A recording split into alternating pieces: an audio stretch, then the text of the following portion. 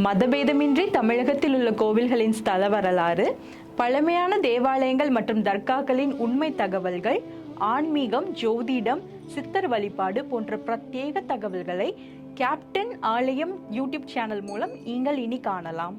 உங்களின் ஆன்மீக வணிகத்தை கேப்டன் ஆலயம் யூடியூப் சேனலில் விளம்பரத்தின் மூலம் மேம்படுத்த விருப்பமா? கீழே கொடுக்கப்பட்டுள்ள எண்ணிற்கு உடனே தொடர்பு கொள்ளுங்கள்.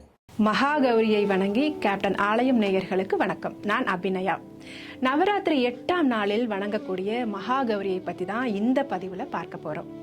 மகா என்பது மிகப்பெரிய, கௌரி என்பது தூய்மையான.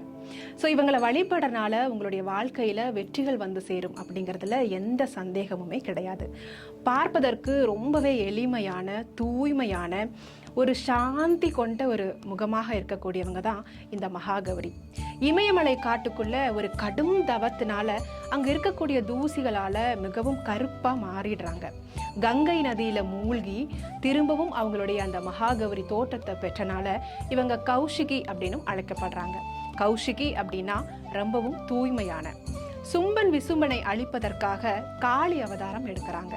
இந்த காளி அவதாரத்தினுடைய இறுதியில் சிவன் இவருடைய காலில் விழுந்து வணங்கி அவங்கள சாந்திப்படுத்துகிறாங்க. என்னதான் இவங்க சாந்த நிலைக்கு வந்தாலும் அவங்களுடைய தோற்றத்தில் எந்த மாற்றமுமே இல்லை. பார்ப்பதற்கு ரொம்பவே கொடூரமாகவும் அந்த மாதிரி காட்சி அளிச்சிருக்காங்க. இவங்களுடைய பயணம் அடுத்து இமயத்தை நோக்கி நகருது. போகிற வழியில் சிவன் வந்து விளையாட்ட ஒரு விஷயம் சொல்கிறாரு, நீ பார்க்குறதுக்கு எவ்வளவு அசிங்கமாக இருக்குன்னு தெரியுமா அப்படின்ட்டு. ஸோ இந்த ஒரு வார்த்தை வந்து அவங்கள ரொம்பவே கோபத்துக்கும் கஷ்டத்துக்கும் வந்து ஆட்படுத்துது. அதுக்கப்புறம் அவங்களே பார்க்கும்போது தான் தெரியுது, கண்டிப்பாக நம்மளுடைய பழைய தோற்றத்துக்கு வந்து போகணும் அப்படின்னு சொல்லி. ஸோ பிரம்மன் கிட்ட கேட்டு தன்னுடைய தவத்தை வந்து ஸ்டார்ட் பண்ணுறாங்க. அந்த தவத்தினுடைய பலனா வந்து பிரம்மன் தோன்றி ஒரு விஷயம் வந்து சொல்லறாரு.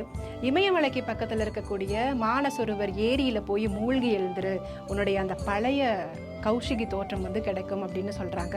ஸோ அதன்படியே செய்து தன்னுடைய கௌஷிகி தோற்றத்தை வந்து பெறுறாங்க. பார்ப்பதற்கு ரொம்பவும் அழகாக காளையின் மீது காட்சி அளிக்கக்கூடிய மகாகௌரி ஒரு கையில் வரத முத்திரையும், ஒரு கையில் அபய முத்திரையும், ஒரு கையில் திரிசூலமும், ஒரு கையில் உடுக்கையும் வச்சு ரொம்ப அழகாக காட்சி தராங்க. இந்த அம்மனை நவராத்திரி 8ஆம் நாளில் வணங்குறதுனால நம்முடைய மனசில் தூய்மையும் அமைதியும் வந்து சேரும் அப்படிங்கிறதுல எந்த சந்தேகமுமே கிடையாது. இவங்களுக்கு பிடித்த கலர் மயில் பச்சை, பிடித்த உணவு தேங்காய் சாதம்.